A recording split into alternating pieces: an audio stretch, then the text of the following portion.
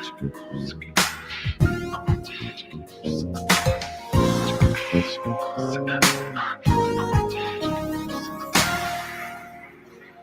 evening, everyone. Thank you for tuning in for another edition of Straight Talk with Kareem Bowen.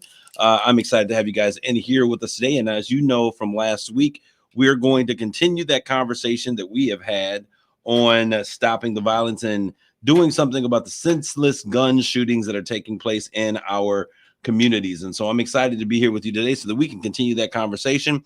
I have with me in the studio the Rob father. Rob, why don't you give a shout out to the people? What's up, Straight Talk audience? Happy to be here. Happy to see you here. All right, well, we're here, and those of you who are listening via social media, you'll see me in just a bit. I lost my way in to the studio, but I'll be here in just a quick couple of seconds. We are here. It's starting to seem a little bit like this weather. I don't know what we're going to be doing, Rob. I hope that we are able to continue to have a couple warm days. For those of you who are out there, in case you didn't know, let's like, tag, and share this conversation with other individuals. In case you didn't know, next week will be it's my birthday, Rob. It's my birthday. Hey, Kareem, it's your birthday, and so it's going to be a great date.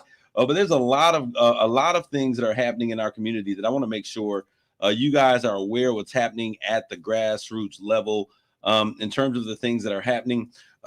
I got a message, a phone call, and a flyer on this week. I don't know if you're familiar, Rob, with Bridge the Gap. I've heard of it. Okay, Bridge the Gap, which is an organization in our community that partners with law enforcement. They actually build relationships between law enforcement and the young people of the community. Right. And they do so by, basketball games and mentoring opportunities and things of that nature. Well, this coming weekend on next Sunday, a week from today, actually at 1 p.m., they will be having their Feed the City program. Oh, sweet. Yeah, so they have, when I looked at the flyer, I was like, they're not playing. They're trying to get everybody out here. Now's the time to do it. And this is a great time to do it. So they're feeding the community, and their goal is, I think they have enough food to feed like 10,000 people. And I know they started off as a small organization doing some things that are small, but they have really stepped up the game and are doing great things this year. They have, all kind of partners, not just G's Pizza, but they've got Genji's. There's a number of restaurants that are participating in this Feed the Community program, and I'm really excited for their director and coordinator, Ayite Sowa, he and his wonderful wife. And so I want you to make sure that you guys get out there and you get out there and eat your food on next week.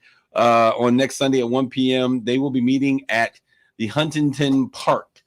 There you go. Straight me up, Brother Rob. Thank you, sir. They will be meeting at Huntington Park on next week at 1 p.m. Feed the City. Make sure you get out there.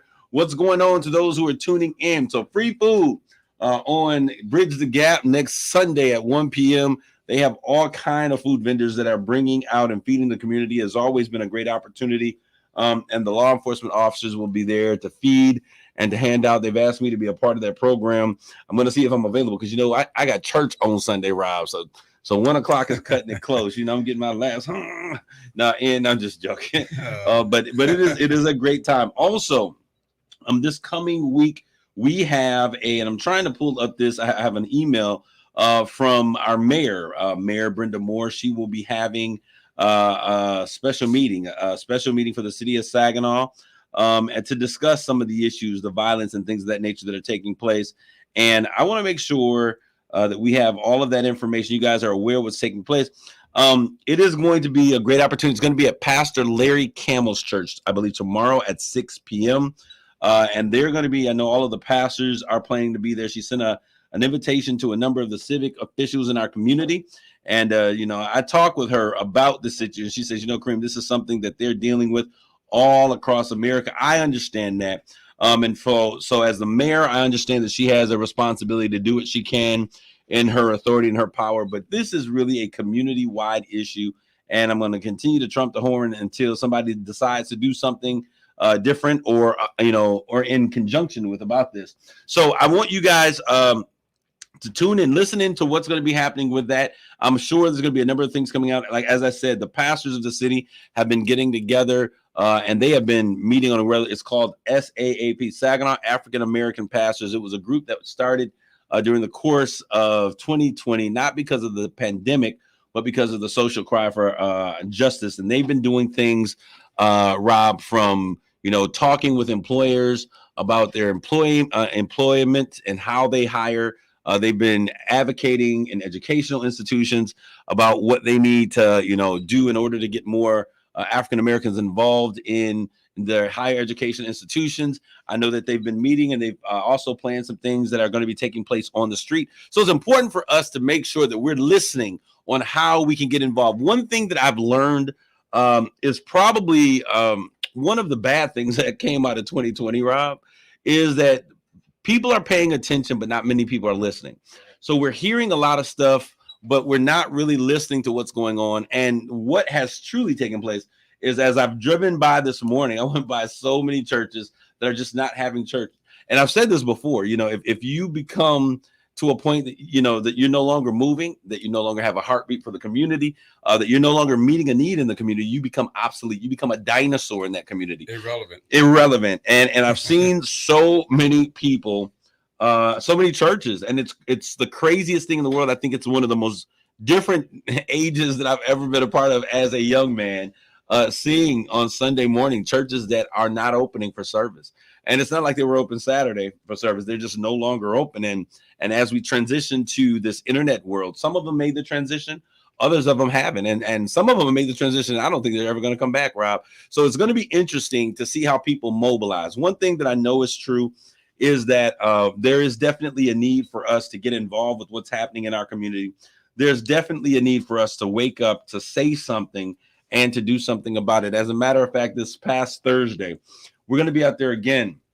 I told my church, listen, I don't feel comfortable being in a church, walking around talking about what the blessings of God want to do and what we have the power to do, and we don't use our power or exercise our power to effectuate change in our community.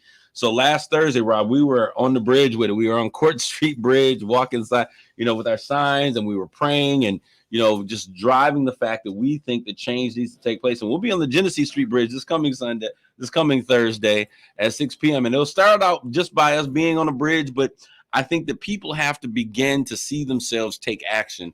And when you take a small step, it empowers you and it motivates you to do something more. And so it's important for us to make sure we're doing these things. We have to be seen in our community. We have to be saying that we don't appreciate what's going on. We have to stand up. We have to cry and cry loud. Jeffrey Bulls, the decadent veil has fallen. None of these entities truly represent the people, and they're being exposed. Jeff, I will agree with you to some degree, but I believe that the institution of the church will never fall. Because there are some of us who are out there who understand who we are. There are some of us who understand that our role was not to be the Moses or the deliverer for all people. One plants, one waters, God gives the increase. If you ever want to get in and begin to ruffle my feathers, is when we begin to think that we can live without the church. And we've begun to do that. And we've also seen the pervasive amount of violence and craziness and all these other things. Because one thing was true, Jeff, and I'll tell you this, and this began at home, and it was something that was not the church, the leadership institutions. I understand what you're saying. Thanks for correcting me. But these are the things. One thing that the church was really good for, if for many of the other issues that we may have with the church, is that the church, as I knew it growing up, my grandfather was a church pastor, was the pastor of a church. So I was raised in the church my entire life. Now I ran and did my own thing for a long time. But what I loved about growing up around the church is that it gave me a sense of identity in terms of understanding that I was created on purpose. And I think that a lot of people fail to recognize and to realize, especially a lot of young people that are growing up without the institution of the church and people who really desire to effectuate change in the community, is that they miss out on that process of having an identity. And I'm not talking about identity politics. You're trying to be like, I'm talking about, I realized that I was raised and I was created on purpose. There's a scripture that says something, and I was fearfully and wonderfully made, that I am his workmanship. And it gives us the understanding that someone cared greater for us, that they were willing and they desired to bring us into life. And for someone who may never have fit into society, or someone who has never felt like they belong, or someone who had poor relationships with mom and dad growing up, or, Rob, you've had some situations in your life as it relates to foster care and growing up. I think if nothing more, it gives you a sense that you were brought here, you were created with a purpose that may be greater than the pain that you may be experiencing in the moment. Rob, what are you saying? No, I agree. I grew up in different foster homes from age 4 to age 18. So I agree. Every one of them wanted to lean onto the church as a supportive mechanism and as a guidance for us. I got away from the church as I got older, but I can't dispute the fact that it has its purpose in the community and its effectiveness in the community. And history itself has shown that it has. I don't know if we can attribute that people not going to church as a result of. Let me back up. I can't say that we can say the rise of violence is because people are not longer in the church. But again, as you mentioned earlier, church needs to be, or people who are in the leadership positions, not just church, but any leadership position, should be in a role where they can be seen and show that they're active. Now, granted, COVID has done a lot to push everybody inside, so you don't see as much as you used to. Maybe people are not being honest about being vaccinated, that sort of thing. So people are in fear. But then again, if your faith is as strong as you say it is, you do what you need to do, and you go out there and you do what you need to do to show leadership and set an example. You said it better than I could. I've said it a million times, Rob. But I say that, and I need you all to understand this. If there's a system that continually pushes, this is who you are, and that system removes, I'll say a perfect example. People have issues with community centers. A lot of the issues with community centers were how they were run, because we had people that were ill prepared or inept to running those types of centers. When I look at First World Community Center, Sheila Braddock, now Michelle McGovern, she's my dear friend, not Michelle McGovern, but anyways, Michelle, you know who you are, that runs the First World Community Center. She's going to kill me for doing this. And I'm still not fully, but anyways, they understand, and they understand how the business of a community center operates. They understand how building community, especially now that we have young people whose attention span is that of a night, and I'm sorry. No, go ahead. Michelle McGregor. I had to get it out while I was there. Go ahead. And with everything attracting the attention of our young people there, you got to keep their attention focused. At yesterday's Saginaw African Cultural Festival. Tell us about that, Rob. I was happy to MC that, and kudos to Ralph Martin. Wait a minute. Did you all catch that? I was happy to MC that. Rob had an opportunity to MC. I wasn't supposed to MC the whole thing, but there I was doing my thing, and it was an honor, privilege, and what have you. But during the break, I went to see the McNair chess team, and I watched those young kids, actually do their thing playing chess with, and I showed them a few tips and what have you. But it was awesome that they had something for the kids to do, because a lot of kids are not interested in what the performances were happening, but they were doing their own thing, and they were well behaved. I didn't hear anybody screaming and hollering, running over the place, whatnot. They were busy. Their minds were occupied. So, again, we have to give something to the kids to do, because their attention span is like that of a gnat. Man, one thing that I've learned, and I hope those of you who are listening or will hear this in its rerun potential, is that our children really, we have more issues where our children are not being challenged to really produce in the manner that they can. I'll tell you, Rob, with that month that I spent with those middle and high school students, working with them on STEM-related projects and doing project builds, and bringing them to a place where they began to ideate about solar power. How can we use solar power to change our community? And the ideas that they came up with. Mm-hmm. I said, you know what? We're not challenging our young people enough. We've gotten to a place that we're trying to talk about. We do a lot of conversation about disparities. And Yvonne Daniels, I want to thank you for throwing out there. She was like, Michelle McGregor and I went to Michigan State together. That is my sister from another mother. And I could not remember her name, but thank you so very much. What I saw, Rob, is we spend so much time trying to talk about the disparities, and they exist. Don't get me wrong. Right. And not, making a child feel bad for not knowing the answer, and, not doing. Listen, it's funny because the mayor, she said something at one of our events. We've become so accustomed to talking in terms of everyone's a winner. And the reality of it, when you go to a track field, someone's going to win and someone's going to lose. Right. And she said something as a judge at this last pitch competition that we had. She says, well, there's going to be a first place winner and there's going to be some folks who lose. And it was so crazy. I was like, you don't say that. But the reality of the situation is we spend so much time patting our kids and not wanting them to get bumps and screws. But you got to realize that in life, sometimes you're going to lose, and sometimes there's only going to be one winner. And if you're the second place, or the third place winner, it's not the same. I'm sorry. You know, it's kind of funny that we're talking about this. It's easy to make a mistake, a child boredom from them not being able to learn. Absolutely. And they were like, we want to give trophies and awards to all of the kids because we don't want someone to feel bad because they didn't come in first place. And I said, you're preparing kids for what world? What alternate universe are we preparing these young people for? Because there's going to be a clear definition that certain things have happened in life and you're going to win at certain things. And when you don't win, I think is the key that we have to teach children how to accept defeat. Right. A lot of the things that we see happening on the playground that play out into these crazy situations in the street is that child has never lost it. You're going to lose sometimes. You know, when you playing ball and somebody may have a better game than you do on the pickup court, then guess what? You're going to lose. So when you lose, how are you going to respond? You're going to get mad and get violent and want to fight.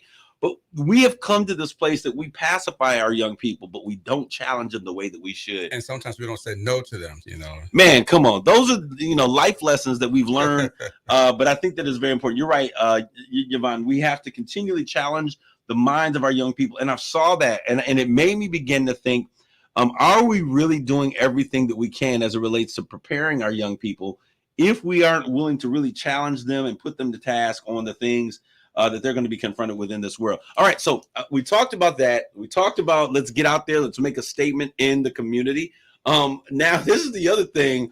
And Rob, I don't know if you saw that. There were a number of state representatives and senators that were voting on the voting rights bills. Right. That were being passed. The Republican House is basically trying to say, we take you back to Jim Crow and beyond days, and they're really tampering with access to voting, the hours of voting, where you can vote, how you can vote. Right. Let's give them, you got to have 12 pieces of identification. I'm exaggerating, but they're really trying to do everything that they can really to stifle the vote, to really suppress the vote. And so there was, this loophole that many of those representatives, especially from the Democratic Party, did where they left the state. Well, if we leave the state, we can't be forced to come in and vote. That's down in Texas. Yeah. So now a month and a half later, they're returning back home and there are actually warrants out for their arrest.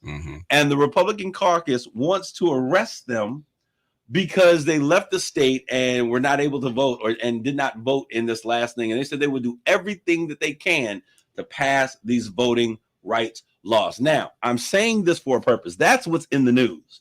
What I am saying to our community and those who are listening here today, we've got to be willing to be a little Malcolm X-ish about how we operate by any means necessary. That's exactly what I'm saying. They're willing to deter, to destroy, to deflect, to suppress the votes by any means necessary. And we are yet playing on an even political field. We want to be equal. We want to be, and that's why I told you, my boy, Mr. Manchin, Joy Manchin in West Virginia, they need to take this brother and show him what it looks like when you walk off a cliff by yourself. And they need to begin to really push and say, listen, we can no longer have you playing chicken in the middle of the road, because really what you are is that you're a liberal Republican. And he's never been in a position where he's been pushed in the manner that he is. Now, I'll tell you, I've already seen the 2024 Trump for president signs. One sign said, have you had enough BS? And y'all know what BS is. Have you ever had enough BS? Let's reelect President Trump 2024. Make America great again. If y'all don't understand and you don't see the handwriting on the wall, many of you all are going to miss the boat and find out the number, what did I call them, 45 is going to be number 47 if we don't stop playing these games. I think it's time for us to stand up. We got one of the bills in by a consensus between Republicans. It was truly what's the term, bipartisan vote. Right. Then we forced the other one through. We are at the goal line. We are at fourth call. For those of you who are athletes, We're on goal line and 4, 1 in goal line, excuse me. And we got to get the ball into the end zone.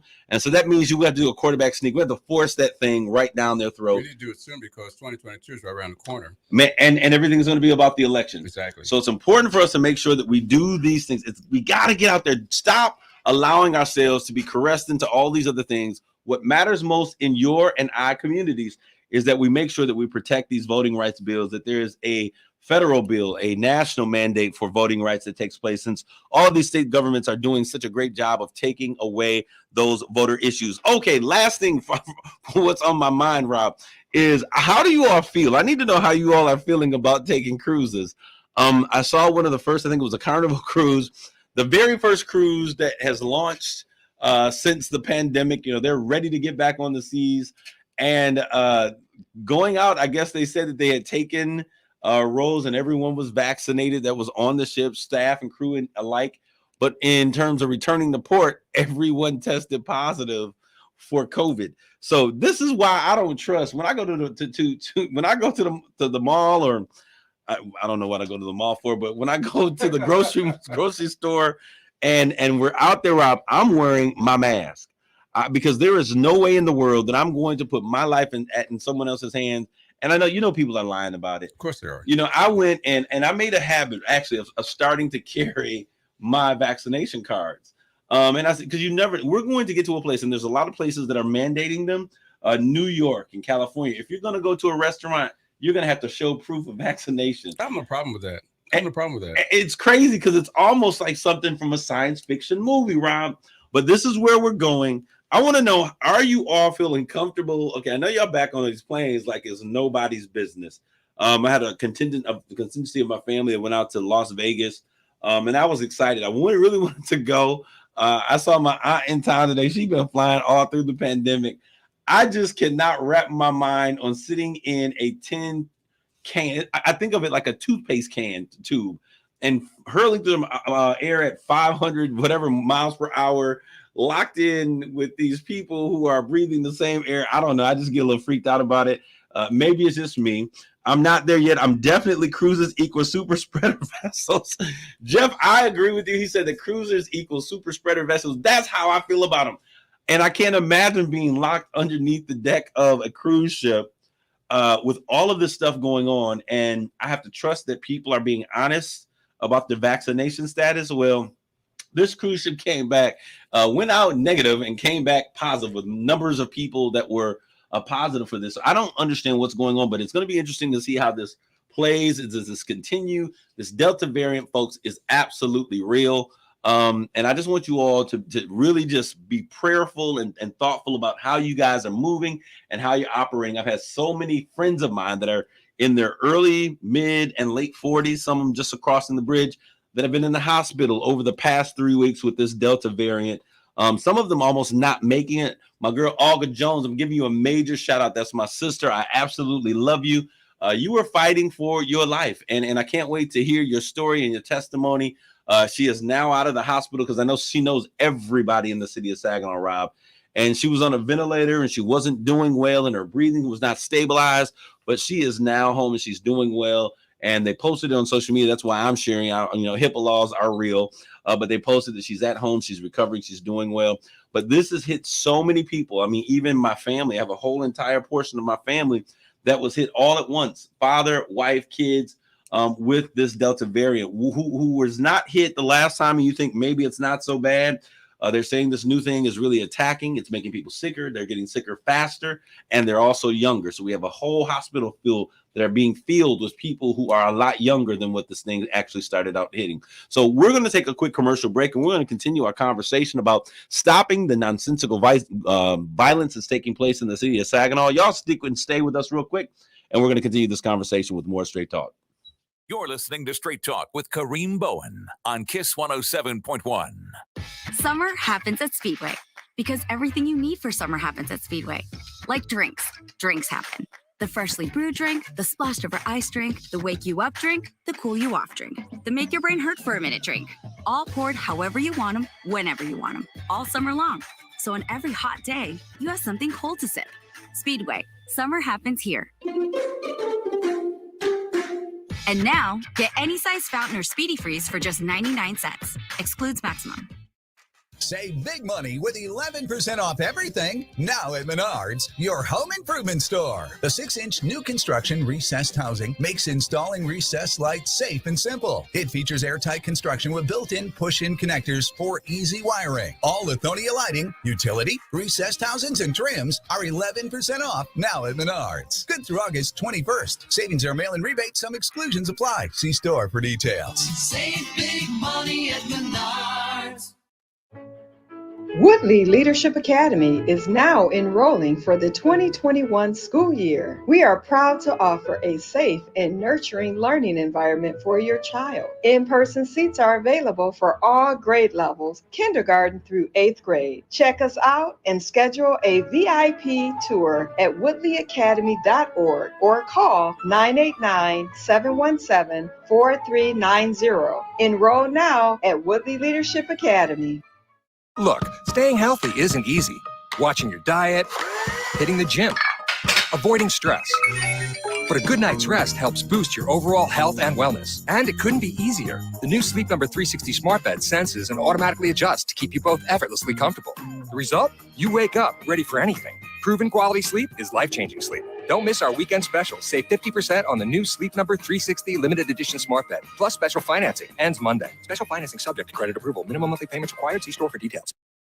It's Straight Talk with Kareem Bowen on KISS 107.1. Hey, we're here with more Straight Talk. Thank you guys for tuning in. Those of you who are just joining us, we want to say, hey, you can catch us every single Sunday at 6 p.m. Right here at KissWTLZ.com. That's 107.1 FM. There are a number of ways that you can listen to us. You can go right to our radio station at KissWTLZ.com. And when you go in, you can say, hey, listen now. And when you click that button on the website, it will play whatever's live on the radio. So if I'm on and it's between 6 and 7 p.m., you can hit the button and you'll hear this show in its entirety cast right from your smartphone, your smart device, your computer, whatever. Or you can also go there and you can listen to previous shows and they'll show you where you can go and listen to previous shows that are on the radio. So we're excited to have you here, or check us out on social media at Straight Talk with Kareem Bowen and also at KISS 107.1 FM. WTLZ are the callators to make sure that you got this particular KISS, because there are other KISSes across the nation. All right, so thank you for tuning in on today. We're going to continue our conversation. And I was just really kind of taken aback with Jeff on the other side of he put in the chat stream that when we talk about super spread, he called cruises super spreaded vessels, event vessels. And I just thought that was hilarious. Shout out to my man, Jeff. But let's get into our conversation right now. We've been talking about gun violence, and I want you guys to know this is a very urgent, a complex, and a multifaceted problem that we're working with here. And we're going to talk about some of the antecedents, the things that precede gun violence, secession that need to take place in our community. So I want you all, as you begin to have, or you get involved with this conversation with me on today, I want you to think about what role, what way can you begin to effectuate change? Where can you step in and add some additional support, some leverage? How can each member of our community be involved? What roles can you take? Let's not look at what someone else needs to do, but let's begin to look, what role can I take to be a part of the solution so that we don't continue this issue going on in the world, all right? In our world. So one of the antecedents of gun violence are the developmental issues. And today I'd hope to have one of our head doctors. I call them head doctors. We know most doctors deal with all parts of the body. Some deal with the head. When I say a head doctor, I mean one who is supposed to tap into our emotions, our thoughts, our well-being. And so it's not a bad thing. I use that as my personal for reference for those who do therapeutic healing, because healing and therapy, even though we may have heart issues, they start with the head. So we've got to get our head right so that we can work through these problems. And one of the issues is developmental issues. It's a complex and a variable constellation of risk and protective factors that makes more or less likely to use firearms. And one of those things is when we look at the statistics of those people who are most likely to use a firearm to harm someone or to commit a crime, Why is it majoritively men? The majority of those individuals are men. It's pervasive. I mean, very far out there. There's more men that create violent crimes with guns than there are women. However, that same question, when we begin to take a look at this, you'd have to ask yourself, well, if the majority of people who commit murders are male, then why aren't the majority of men who are male committing these very acts? And so it's important for us to begin to look at those societal factors, because these are very consistent and powerful predicators on future violence when we begin to study how these things play out, given a history of violent nature. Now, Rob, I want to ask you a question because I was listening to you on the show before with Joyce. Shout out to Joyce Harvin, Community Connection. She comes on before I do. She's from 5 to 6 p.m. She had a great show about benefits. Go back and listen to that conversation she had on today. Rob was in there, and I heard you helping out with talking about how you can get your disability. There's so many people there that don't get disabilities. I wanted to say that at the top of the hour. So go back and watch Joyce's show, as I told you could, on WTLZ. And I think it'll be out in the next couple of days, because those of you who are prior military, previous, however you left, if you were disabled in that process, there's something for you to know. But Rob, you may not necessarily be disabled. You may have some kind of injury. May not qualify as disabled, but you still are entitled to certain benefits. As a soldier or or airman or sailor, what have you. And I was going to say free benefits, Rob, but you paid for them, so they really aren't free. But they're they're free to us. In a way, because taxpayers are paying them, and with me working, I'm also paying into my own benefits factor. Recently, Congress, under the Trump administration, has now made us pay for TRICARE. The TRICARE used to be free for my retirement. Now I have to pay $12 a month towards that, and then if depending on my disability level or a person's disability. Rob, that's good. I want them to go to the website for that conversation. Yeah, well, I'm just adding those to that though, so that if you're on a disability level, you can either have no co-payment or a co-pay that you have to pay for certain medications that you have, is what I want to add. Okay. What I need you here for today is, when we look at, most of the time when we look at individuals who are violent, and this is not all the time, but there are kind of a number of people who have been history of mental illness, history of things going on. And then we see a lot of people who are hurting that are prior military. That's right. We've seen a lot, especially with this insurrection thing. A lot of people who were, formerly military are still coping, yet dealing with some issues. And we find that many of them, if not really dealt with, if not cared for, if not listened to, find themselves in violent behavior. When I was doing some research, it was one of the areas that they said that we really need to give some greater attention. Now, I want, from your perspective, as we look at violence with handguns and guns in our community, what say you concerning this as a prior military? I'm interested in your opinion. Well, not everybody that goes to the military suffers from what we know as PTSD, post-traumatic distress syndrome. But there are those who have, I don't want to use the word fetish or kink, and there's tough on that particular thing of when you're in the military. I got to shoot weapons. A fascination. There we go. Thank you. Hey, it could be. We have just come out of the muddy waters, back on the playing field. All right, go ahead. It could be a fascination with that sort of thing. Personally, I don't appreciate veterans who would go against their government with any insurrection whatsoever. Politics differ, whatever. That's not their place. And if it was up to me, and I think the government is making steps towards this particular area, causing those particular veterans they found guilty to lose their benefits, because it's not right for them to go against that. It's one thing to express your freedom of speech, but a whole other thing to do an insurrection or to commit treason. In a way, you're still bound to the U.S. Constitution, to your constitutional oath of protecting and defending. Okay, because what I'm thinking is I look at what people are exposed to over a period of time, and I'll tell you, I've seen movies and little excerpts, documentaries about violence, and I don't understand how anybody could come out of some of these wars and not be physically changed by the things that they have seen. We get the edited version, filtered for TV, made for TV versions of what take place in these wars when we send our young men and women off. But when they come back, from what I've seen, and I've talked with my brother who's career military, shout out to officer or lieutenant sergeant, whatever, staff sergeant, whatever you are, Richard Walker. That's so sad. I don't know what my brother is, but he gave a life of dedication. My uncle Paul, lifelong dedication. So many have gone in. And it would only, I think that it changes you in a way when you see violence up close and personal. We see violence and death. When I was in the Persian Gulf War, I served on a ship where SEAL team members would come back with dead bodies. And because I was in telecommunications, I got to see some of these photos and whatnot. And we kept those bodies on our ship in the freezer section storage. We even had a Marine when I was on the ship who shot himself, committed suicide. So there's counseling. The ship will offer counseling, but there's only so much counseling you can give to a person out at sea or on shore. So the government has to take care of that for the soldier. So the reason I talked about us being at war, because I think that's something that people can relate to, Rob. I think that the idea of people being shipped off to war and coming back and things being different is something that people can wrap their heads around. It makes sense. And so we can understand this situation. However, what I do understand, what I don't think people understand, let me say it this way, is that there are wars that are going on in our community streets. Yes. I was looking and just kind of taking a look at a number of things, and I was talking about the 80s and 90s. We went through that whole thing. We've talked about it, that no anti-gun, drop the gun. They went through a gun buyback program, all of those things.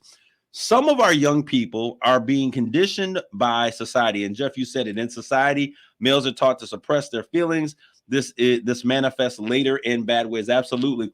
So we're taught the men don't cry, those types of things. But what I also see is that in our communities, there is like gun violence is associated with a confluence of individual, family risks, social behavior, peer pressures, community pressures, social cultural risk, all of these other things. And in our community, because we have young people who are seeing violence, maybe not to the degree, but in the same manner that we're seeing in wars. There was a shooting that took place, and I can't remember what street, right around the corner from the neighborhood. And because I knew the family who this young man was related to, I got a phone call as soon as they got the phone call. And when I got to the location where this was, it had started getting dark. You know, that'll make me know, never mind. So we went out there, and then the body was just laying there.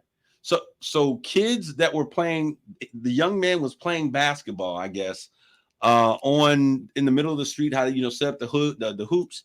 He was playing basketball, and someone came up and he got shot while he was playing basketball. Now, this is something that was horrific, that was life-ending. It was a fatality that took place in the eyes of his peers, of other kids. And I just sat there and I just began to how do you wrap your mind around this kind of nonsensical violence? Then, before the barriers and things were set up, all of the kids were going over and seeing this kid who's, his body parts and blood were all over the pavement of this driveway. And I was just here thinking, like, this is next world. It's crazy. It was like I was watching a movie. And so I thought about how that's one particular instance. But now we're having these instances, Rob, where, really young people are knowing a person that is being killed by the hands of another young person every single week. And I think about the sustained impact that understanding and seeing and being exposed to violence has to have on the individual over the course of time.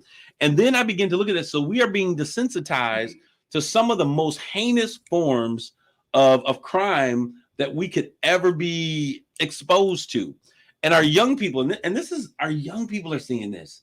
These young, impressionable minds are seeing this over time. So they're growing up with a fear that at any moment, my brains could be blown out. Another young man was down here. I guess he's here from the city of Saginaw, was murdered in the city of Flint this past weekend.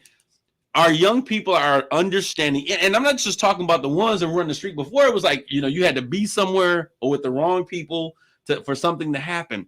Now we're seeing these things manifest and take place, even with, quote unquote, and I hate to use this term, the good kids. But I wonder how we as a community are going to begin to deal with this. Yes, we need counseling, but we need counseling on a mass level. What are you going to say, Rob? I hate to say this, and I never thought I would say it as an adult, but I've watched the games that the kids play nowadays. I think art is imitating life, and life is imitating art. And the parents are not guiding their children to realize that there's a value to human life. If you can just look at a body or see body parts blowing up in a cartoon form or in a cinematic form, then you have no guidance. And I said, well, this could happen. What happens in real life? And so you're not sensitive to it at all. I would be sensitive to that sort of thing if that happened. But other people, if you do that constantly and repeatedly, you lose the sensitivity about the whole thing. You lose the importance of the human life. So it just becomes second nature to you. You know what? One of our listeners, Rob, said the same thing. They said, just as we have the mob, we look at one of my favorite movies is The Godfather. Mm-hmm. And I go back and I got it on DVD now. First it was on VHS tapes. Now we've transitioned to DVDs and Blu-ray, and I have it on Blu-ray and DVD. And I can watch The Godfather literally for days. But you're old enough to do that. But what I'm saying is, what you're saying is, see, they were talking about how these pictures and these images, they've become so normalized, and we actually, we what's the term? We memorialize these types of figures and entities in our minds. And so now we have The Godfather, a few good, Goodfellas, all of these things. And we look at that period of time very differently. And if we are now seeing violence in our communities be normalized in such a way, then the person who pulls the trigger really does have, quote unquote, and this is a play on words, the juice. And so now, and I hope that we're not memorializing, that we're not, building up these individuals who do this and like, oh, they the man. And we're really looking at like, no, you're destroying our community. No, this individual is a fool. No, and so I'm hoping that our young people, because they are young, impressionable minds, they sometimes struggle with what the reality of a situation is. They have a discernment issue. They're not taught how to discern certain things, what's right, what's wrong, and what's gross and grotesque versus what's beautiful. They're not taught that everything becomes normal for them.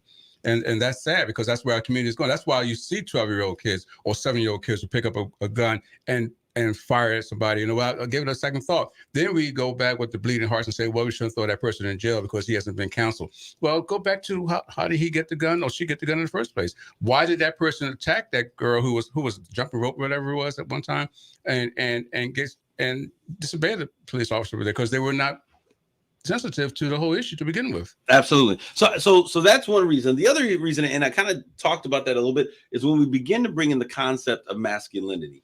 We talked about how many more men use guns. Why aren't more men of the population using guns in that population, since we're such a large predicator for the use of gun violence?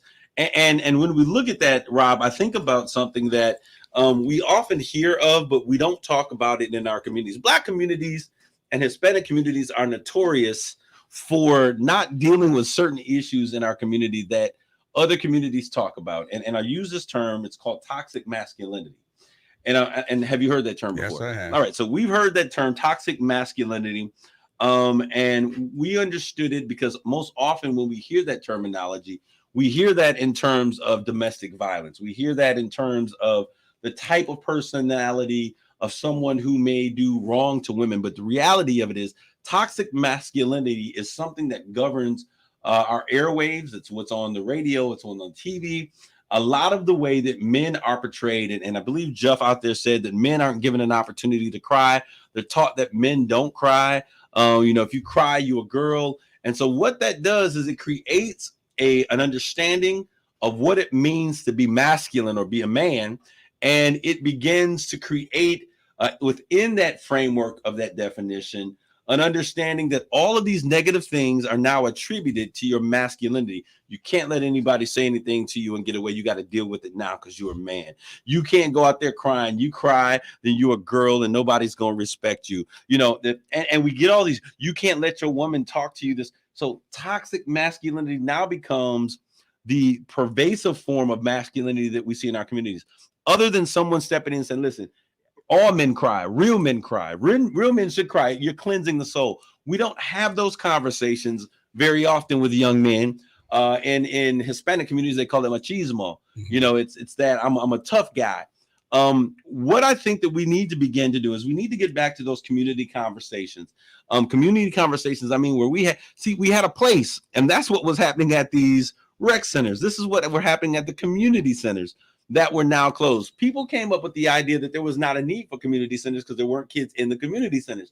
But the reality of it is the fact that there weren't kids in the community centers was really an indicator that we needed community centers. Right. Because these children were being lured into other things.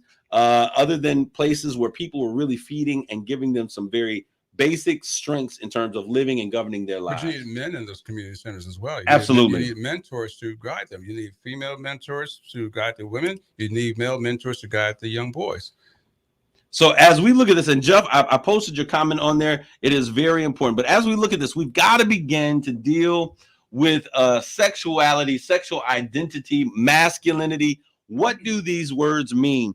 And it's going to require that as a community we come together. And when I say community, I mean all of the stakeholders in the community.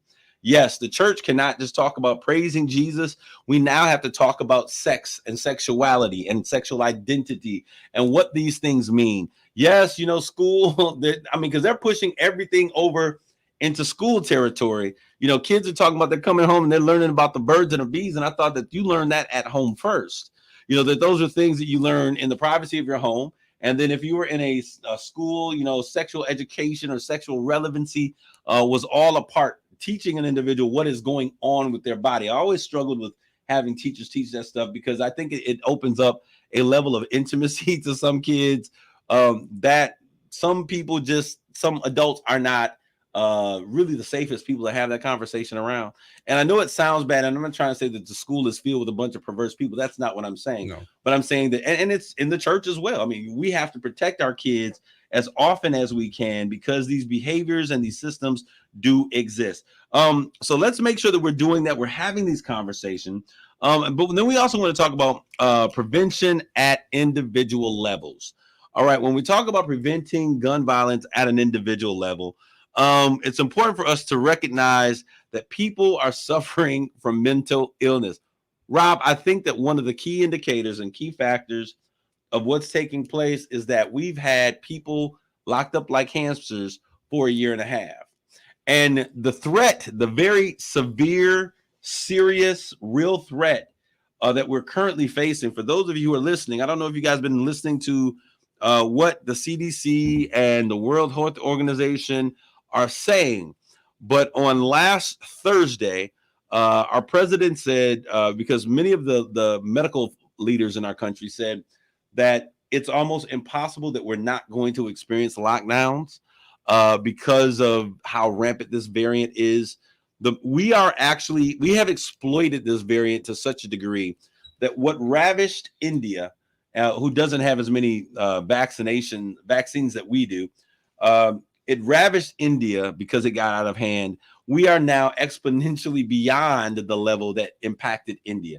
Now, the great thing is that we do have hundreds of millions of people that are vaccinated, but that's also the bad thing as well. So when we look at this, Rob, I don't think mentally, emotionally, we as a people will be able to sustain. And I heard a lot of people talking about, them going crazy because now they're locked up and locked away, but you're here. But we always pass over what the real issues are. And I think that we really should have been looking coming out of this pandemic or coming out of this hibernation or locked away period, Rob, at getting people involved in a conversation about mental health. I think that there should have been a stronger push for people to talk about, wait a minute, how are you? There's one of my Facebook social media, he's a friend of mine all the way around. He'll check in on me on a regular basis. And every now and then he'll just take in and say, hey, how are you? Like, no, how are you? And I'll say, I'm fine. He's like, no, how are you? And I know that he means on a deeper level. How are you mentally? How are you coping with things? You're dealing with a lot, Pastor. How are you dealing, with what you got going on there? But how are you dealing as a man and as an individual? What are you going to say, Rob? No, I agree with you. It's, the typical question or answer is I'm doing fine. But if a person is digging into it and shows sincerity, that's a good thing. So we've got to begin to lean in. And, we are long past the days. And I talk about the family table on so many occasions, because I think that's one of the things we talked about religion earlier.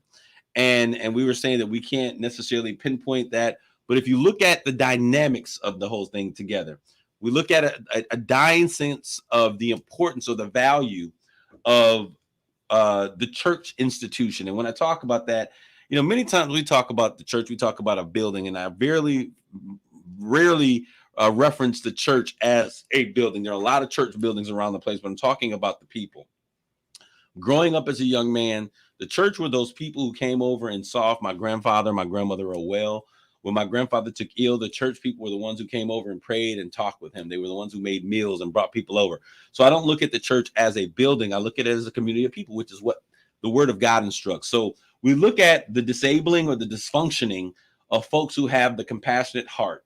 Compassion is love in action. We don't see love in action from that particular section. Now we're moving into a space that we have young people who are not being engaged at the family table. Now, some of you may say that this doesn't have anything to do with it, but when you put these factors together and you begin to look at the total impact of what's taking place, the dynamics of the family table, and Rob, even growing up in a foster care unit, I'm interested in understanding your perspective of this, because I think sometimes when people think foster families, they think that you were shuffled all over the place, nobody cared, and you were, hanging in the closet or on the, there are some families like that, and there are, and it's a real thing for a lot of people. But when I think about the dynamics of the family table and what we are now missing, when I came home from school, my mom cooked every single day. Y'all try to figure out, why was I so svelte and in shape and so thin growing up? And it was because my mother cooked every single meal. And my stepdad, my dad did not, he couldn't eat, he had high blood pressure. So he couldn't have salt. So we didn't eat any salt. We didn't have any fried food. Like the only time I got fried chicken was if I went to my grandmother's house and my grandmother had cooked fried chicken. Mm-hmm. But a lot of the things the kids are being fed are all of these, but I don't know. I call them shell foods, things that can last 100 years because they're so full of preservatives. The Twinkie was that thing, but now that same lifespan that the Twinkie had are in everything. They're, and that's why McDonald's fries have their color. I'm like, I can't get my fries. I mean, just different things that they're doing now that our food is no longer the same. And so now the table conversation where mom would make the meal, we would sit at the table. And, dad, if he was at home, he was there. He would come sit at the table. Grandma, we had extended family. So I might have my grandmother and 5 or 6 of my aunts and uncles all sitting at the table. But we ate together. Whenever we ate, if I ate at home, I had my grandmother's house or at one of my aunts, we always had this thing where we sat at the table and we ate together. And if you had a good day, you wanted to, because you were going to celebrate it. You couldn't wait till they talked about how good the report card was, because everybody was going to sit at the table. And they were going to, justify your attempts at doing great. And they're going to praise you for those things. And in like manner, if you got in trouble and you got the teacher called home that day, that was brought up at the table. It was brought up at the family table. What was going on in our lives, we discussed on a regular basis at the family table. And I don't understand, and I don't think we understand that was not just a piece of culture that faded away, but that was really a piece of how we identified. That was a piece of how we connected with each other. It showed us, how to share information and just how family was there and leaned in. Your experience, Rob, I know that it may be different growing up in areas, but I know that you've had some passionate moments with those family members and those families that had brought you in and made you a part of their own. Out of the 4 foster homes I grew up in, my first foster home that did not do that. My second foster home, it was long-term. They did that. There was just my brother and myself, and then my foster mother and her husband, and we sit at the table unless he was working late for some reason. Then the third foster home, they didn't do that at all. And then the last foster home, which was long-term, with my foster mother passing, that was a requirement. We did that. And she had one rule. She said, Saturday is your day. We don't do it on Saturday. We did it for sure for Sunday. We did it during the course of the week. And she didn't cook on Sunday. She said, you can go get a steak sandwich, whatever it is, go down the street, whatever it is you need to get, but you're on your own. Or she would say, Gerald, here's how to make hamburger helper or whatever. And that was it. Hamburger helper. Saturday was your day, right. and to be free to do whatever you want to do. So, but it was, I remember the nights we would sit there and she would go around and my mother did not like silence at the table. She said, oh, nothing happened today. Or she said, did I sleep with each and every one of you? And it was gross, but we got the idea that we had to have a conversation. Yep. And certain things that we thought were private were brought up, and it was kind of embarrassing. But Man. we learned not to keep secrets. Said, there's no secrets in this house here. Secrets that she didn't know about. But things that happen at school, or things that happen in the neighborhood. Oh, Miss Jones called and said that you did so-and-so. That was brought up, and we were chastised at the table, or we were praised at the table, and that was it. It was a family unit there, and we got to appreciate it, especially at dinner time. I mean, on Sundays or holidays. Everybody came over to my mom's house, and everyone had got fed. She said, if you leave here hungry, it's your fault. There's plenty of food here. So, there's a reason why. And Jeff, I'm going to put your comment up as well, because I think it's a great comment. He said, the economy has changed, which affects the family makeup. He's right. Now, mama ain't at home. She's working. So is dad, probably 2 jobs. The ecosystem has changed as a result. No, I agree with you 1000%, Jeff. However, I do think that we have a lot of mamas at home that still ain't cooking no meals. I think that I'm telling you, we have come to a place. I think that, and I don't want to say it this way, and this is straight talk. I'm giving you straight talk. No, just I don't mean anything by what I'm getting ready to say.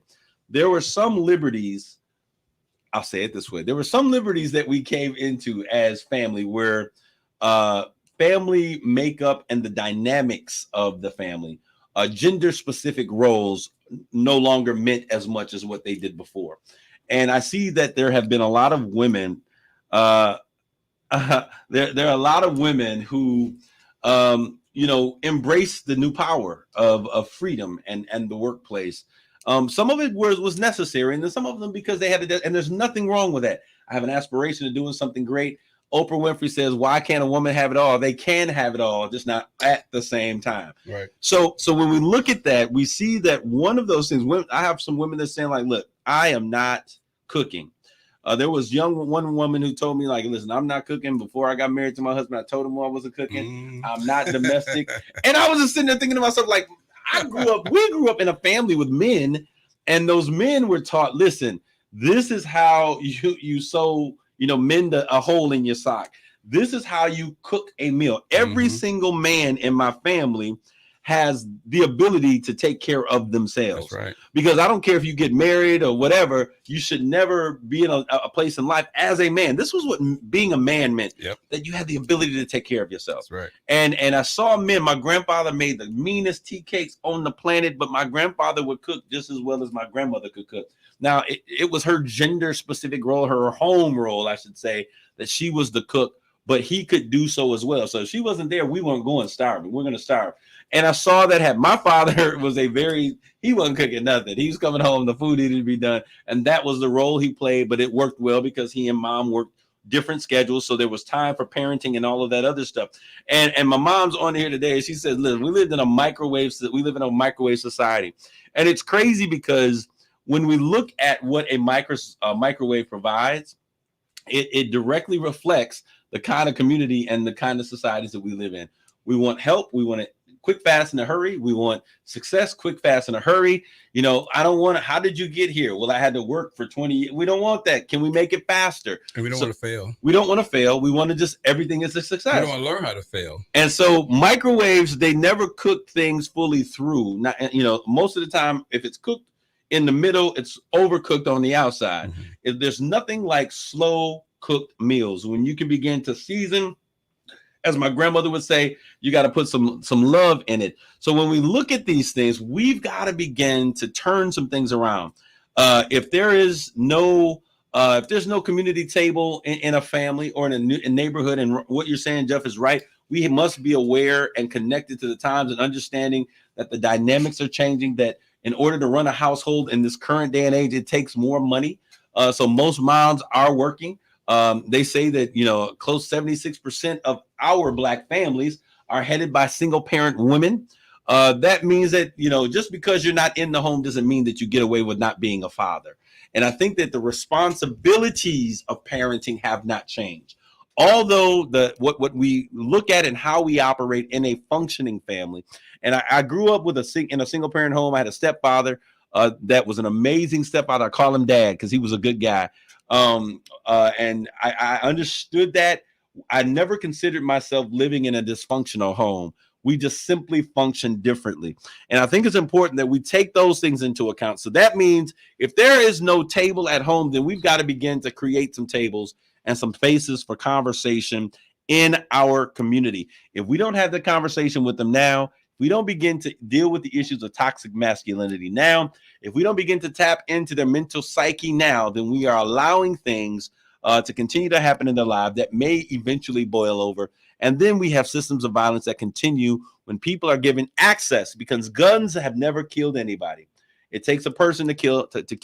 They have to pick up a weapon, but they're too pervasive in our community without us having these meaningful conversations. I want to thank you guys for tuning in on today. This evening has been an amazing conversation. Tune in next week. We're going to bring these people in so that we can have conversation with our leaders about what we're going to do as we move forward. I will give you a report at what happened with Mayor Brenda Moore's meeting on gun violence. She is out there trying to tackle the problem. Let's lean in and make this happen. Thank you guys for tuning in. We'll talk to you next week with more Straight Talk. You've been listening to Straight Talk with Kareem Bowen on